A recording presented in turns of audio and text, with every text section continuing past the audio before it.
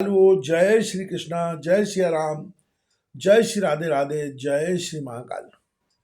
इस प्रवचन में आपको श्रवण कराएंगे स्वायंभुव मनु की कन्याओं के वंश का वर्णन। श्री मैत्रेय जी कहते हैं, विदुर जी स्वायंभुव मनु के महारानी शत्रुपा से प्रियव्रत और उत्तानपाद इन दो पुत्रों के सिवा 3 कन्याएं भी हुई थी। वे आकुति, देवहूति और प्रसूति नाम से विख्यात थी। आकुति का यद्यपि उसके भाई थे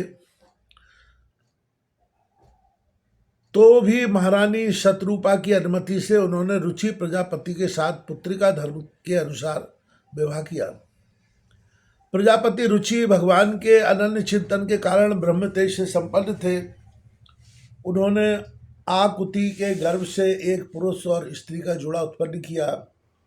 उनमें जो पुरुष था वह साक्षात यज्ञ स्वरूपधारी भगवान विष्णु थे और जो स्त्री थी वह भगवान से कभी अलग न रहने वाली लक्ष्मी जी की अंश स्वरूपा दक्षिणा थी।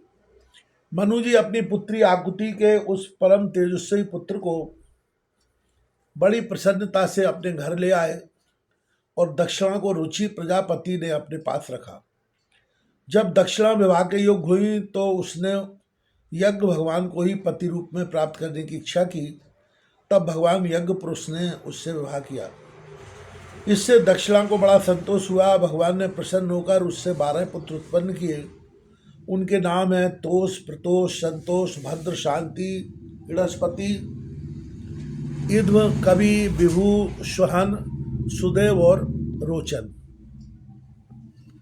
ये ही स्वयंभुव मनवंतर में तुषित नाम के देवता हुए। उस मनवंतर में मरीच आदि सप्तर्षि थे। भगवान यज्ञ ही देवताओं के अधीश्वर इंद्र थे और महान प्रभावशाली प्रियव्रत एवं उत्तानपाद मनुपुत्र थे। वह मनवंतर इन्हीं दोनों के बेटों, पोतों और दोहित्रों के वंश से छा गया। प्यारे विदुर जी, मनु जी ने अपनी दूसरी कन्या देवहूति कर्दम जी को ब्याही थी। उसके संबंध में प्रायः सभी बातें तुम मुझसे सुन चुके हो।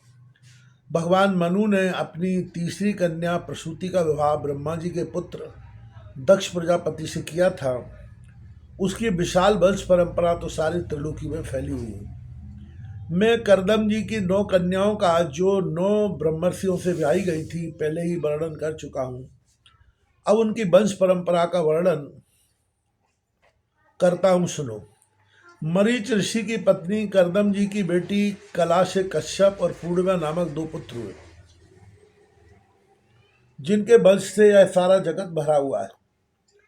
शत्रुतापन विदुर जी, पूर्णिमा के विरज और विश्वग नामक 2 पुत्र हुए तथा देवकुल्या नाम की एक कन्या हुई। यही दूसरे जन्म में श्री हरि के चरणों के धोवन से देव नदी गंगा के रूप में प्रकट हुई। अत्रि की पत्नी अनसुईया से दत्तात्रेय, दुर्वासा और चंद्रमा नाम के 3 परम यशस्वी पुत्र हुए। ये क्रमशः भगवान विष्णु, शंकर और ब्रह्मा के अंश से उत्पन्न हुए थे।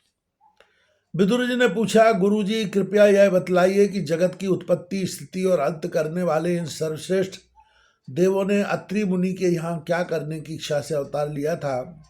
श्री मैत्रेय जी ने कहा, जब ब्रह्मा जी ने ब्रह्म ज्ञानियों में श्रेष्ठ महर्षि अत्रि को सृष्टि रचने के लिए आज्ञा दी, तब वे अपनी शय धर्मणी के सहित तप करने के लिए ऋक्ष नामक कुल पर्वत पर गए।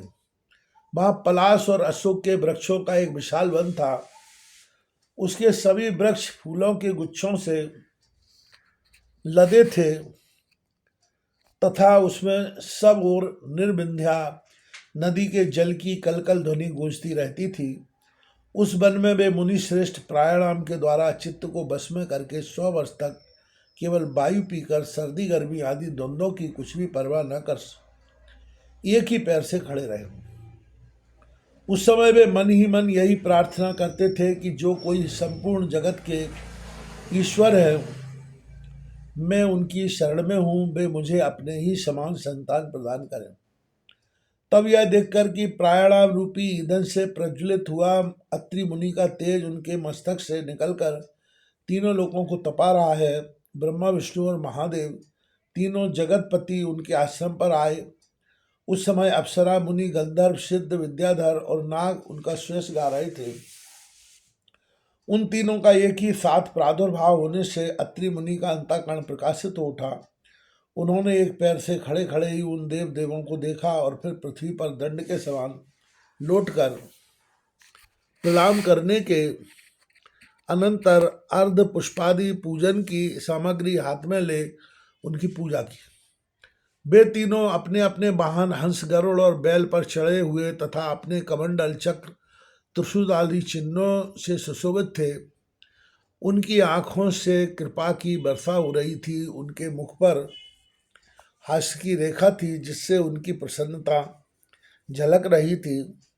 उनके तेज से चौंधिया कर मुनिवर ने अपनी आंखें मूंद लीं। वे चित्त को उन्हीं की ओर लगाकर हाथ जोड़ अति मधुर और सुंदर भावपूर्ण वचनों में लोक में सबसे बड़े उन तीनों देवों की स्तुति करने लगे। अत्रि मुनि ने कहा, भगवान प्रत्येक कल्प के आरंभ में जगत की उत्पत्ति, स्थिति और लय के लिए जो माया के सत्वादि तीनों गुणों का विभाग करके भिन्न भिन्न शरीर धारण करते हैं, वे ब्रह्मा, विष्णु और महादेव आप ही हैं। मैं आपको प्रणाम करता हूँ। कहिए, मैंने जिनको बुलाया था आप में से वे कौन महानुभाव है? क्योंकि मैंने तो संतान प्राप्ति की इच्छा से केवल एक सुरेश्वर भगवान का ही चिंतन किया था। फिर आप तीनों ने यहाँ पधारने की कृपा कैसे की? अब आप लोगों तक तो देहधारियों के मन की भी गति नहीं है, इसलिए मुझे बड़ा आश्चर्य हो रहा है। आप लोग कृपा करके मुझे इसका रहस्य बतलाइए। मैत्रेय जी कहते हैं, समर्थ विदुर जी, अत्रि मुनि के वचन सुनकर वे तीनों देव हंसे और उनसे सुंदर वाणी में कहने लगे। देवताओं ने कहा, ब्राह्मण, तुम सत्य संकल्प हो, अतः तुमने जैसा संकल्प किया था वही होना चाहिए।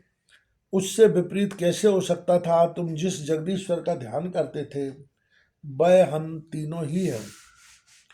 प्रिय महर्षि, तुम्हारा कल्याण हो। तुम्हारे यहाँ हमारे ही अंश स्वरूप तीन जगत विख्यात पुत्र उत्पन्न होंगे और तुम्हारे सुंदर यश का विस्तार करेंगे। उन्हें इस प्रकार अभीष्ट वर देकर तथा पति पत्नी दोनों से भली भांति पूजित होकर उनके देखते ही देखते वे तीनों सुरेश्वर अपने अपने लोकों को चले गए। ब्रह्मा जी के अंश से चंद्रमा, विष्णु के अंश से योगवेत्ता दत्तात्रेय जी और महादेव जी के अंश से दुर्वासा ऋषि अत्रि के पुत्र रूप में प्रकट हुए। तब अंगरा ऋषि की संतानों का वर्णन सुनो। अंगरा की पत्नी श्रद्धा ने सिनी वाली, कुहू, राका और अनुमति इन चार कन्याओं को जन्म दिया। इनके सिवा उनके साक्षात भगवान उतथ्य जी और ब्रह्मनिष्ठ बृहस्पति जी ये दो पुत्र भी हुए जो स्वारोचिस मनवंतर में विख्यात हुए। पुलस्त्य जी के उनकी पत्नी हविर्भूषे, महर्षि अगस्त और महातपस्वी विश्रवा ये दो पुत्र हुए। उनमें अगस्त जी दूसरे जन्म में जठराग्नि हुए। विश्रवा मुनि के इडविडा के गर्भ से यक्षराज कुबेर का जन्म हुआ और उनकी दूसरी पत्नी केशनी से रावण, कुंभकर्ण और विभीषण उत्पन्न हुए।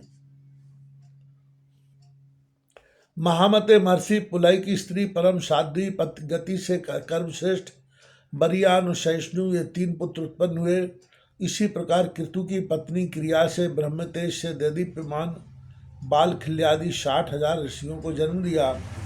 शत्रुतापन विदुर जी वशिष्ठ जी की पत्नी ऊर्जा अरुंधति से चित्रकेतु आदि साध विशुद्ध चित्त ब्रह्मर्षियों का जन्म हुआ। उनके नाम चित्रकेतु, सुरोचि, बिरजा, मित्र, उलवण, बसु, भृध्यान और द्युमान थे। इनके सिवा उनकी दूसरी पत्नी से शक्ति आदि और भी कई पुत्र हुए। अथर्वा मुनि की पत्नी चित्ती ने दघ्यंग ददीच नामक एक तपोनिष्ठ पुत्र प्राप्त किया जिसका नाम अश्वश्रावी था। अब भृगु के वंश का वर्णन सुनो। महाभाग भृगुजी ने अपनी भार्या ख्याति से धाता और विधाता नामक पुत्र तथा श्री नाम की एक भगवत परायणा कन्या उत्पन्न की। मेरु ऋषि ने अपनी आयति और नियति नाम की कन्याएं क्रमशः धाता और विधाता को ब्याही। उनसे उनके मृकंड और प्राण नामक पुत्र हुए। उनमें से मृकंड के मार्कंडेय और प्राण के मुनिवर वेदश्रा का जन्म हुआ। भृगुजी के एक कवि नामक पुत्र भी थे। उनके भगवान उष्णा शुक्राचार्य हुए। विदुर जी इन सब मुनीश्वरों ने भी संतान उत्पन्न करके सृष्टि का विस्तार किया। इस प्रकार मैंने तुम्हें यह कर्दम जी के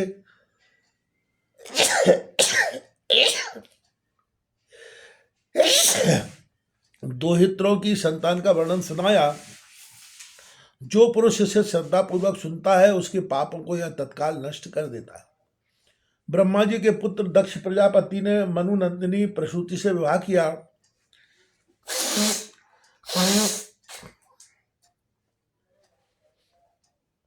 उससे उन्होंने सुंदर नेत्रों वाली 16 कन्याएं उत्पन्न की। भगवान दक्ष ने उनमें से 13 धर्म को, एक अग्नि को, एक समस्त पितृगण को और एक संसार का संहार करने वाले तथा जन्म मृत्यु से छुड़ाने वाले भगवान शंकर को दी। श्रद्धा, मैत्री, दया, शांति, तुष्टि, पुष्टि, क्रिया, उन्नति, बुद्धि, मेधा, तितिक्षा, ही और मूर्ति ये धर्म की पत्नियां हैं। इनमें से श्रद्धा ने शुभ, मैत्री ने प्रसाद, दया ने अभय, शांति ने सुख, तुष्टि ने मोद और पुष्टि ने अहंकार को जन्म दिया। क्रिया ने योग, उन्नति ने दर्प, बुद्धि ने अर्थ, मेधा ने स्मृति, तितिक्षा ने क्षेम और हीम लज्जा ने प्रशय विनय नामक पुत्र उत्पन्न किया। समस्त गुणों की खान मूर्ति देवी ने नर नारायण ऋषियों को जन्म दिया। इनका जन्म होने पर इस संपूर्ण विश्व ने आनंदित होकर प्रसन्नता प्रकट की। उस समय लोगों के मन, दिशाएं, वायु, नदी और पर्वत सभी में प्रसन्नता छा गई। आकाश में मांगलिक बाजे बजने लगे। देवता लोग फूलों की वर्षा करने लगे। मुनि प्रसन्न होकर स्तुति करने लगे। गंधर्व और किन्नर गाने लगे। अप्सराएं नाचने लगी।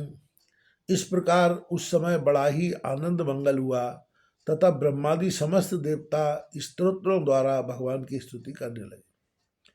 देवताओं ने कहा, जिस प्रकार आकाश में तरह तरह के रूपों की कल्पना कर ली जाती है, उसी प्रकार जिन्होंने अपनी माया के द्वारा अपने ही स्वरूप के अंदर इस संसार की रचना की है और अपने उस स्वरूप को प्रकाशित करने के लिए इस समय इस ऋषि विग्रह के साथ धर्म के घर में अपने आप को प्रकट किया है, उन परम पुरुष को हमारा नमस्कार है, जिनके तत्व का शास्त्र के आधार पर हम लोग केवल अनुमान ही करते हैं, प्रत्यक्ष नहीं कर पाते। उन्हीं भगवान ने देवताओं को संसार की मर्यादा में किसी प्रकार की गड़बड़ी न हो इसलिए सत्वगुण से उत्पन्न किया है। अब वे अपने करुणामय नेत्रों से जो समस्त शोभा और सौंदर्य के निवास स्थान निर्मल दिव्य कमल को भी नीचा दिखाने वाले हैं, हमारी ओर निहारे। प्यारे विदुर जी, प्रभु का साक्षात दर्शन पाकर देवताओं ने उनकी इस प्रकार स्तुति की और पूजा की। तदनंतर भगवान नर नारायण दोनों गंधमादन पर्वत पर चले गए।